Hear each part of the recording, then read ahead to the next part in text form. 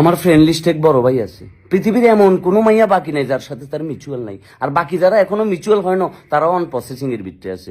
এই ভাইয়ার কাজ হয়েছে, আপনি যখন ফেসবুকে একটা সুন্দর ছবি আপলোড করবেন এবং একটা পোস্ট দিবেন, ওই পোস্টের ভিতরে কিংবা ওই ছবির ভিতরে যে সকল আপুমনিরা আসি কেয়ার রিয়েক্ট দিব, লাভ রিয়েক্ট দিব, ওই ভাইয়া কি সার্চ দা খোঁজের মতো টর্চ লাইট জ্বালি জ্বালি তাদেরকে কি খুঁজি খুঁজি বাইর করবো, বাইর করি তাদেরকে টাপাক করে ফ্রেন্ড রিকোয়েস্ট পাঠাই দিবে। আর দুই একদিন পরে দেখবেন যে ভাইয়ার শিকার শুরু হয়ে গেছে, কই বন্ধু শিকারের মিশন।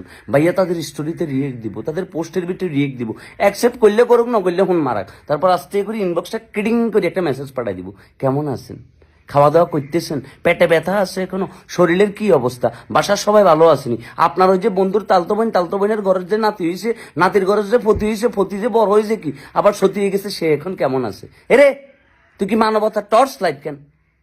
হেতে খাইলে পারতেছে না আমাদের এলাকার পাগলা বেটি নুনুবুরি রেখি ফ্রেন্ড রিকোয়েস্ট পাঠাইতে, কারণ ওই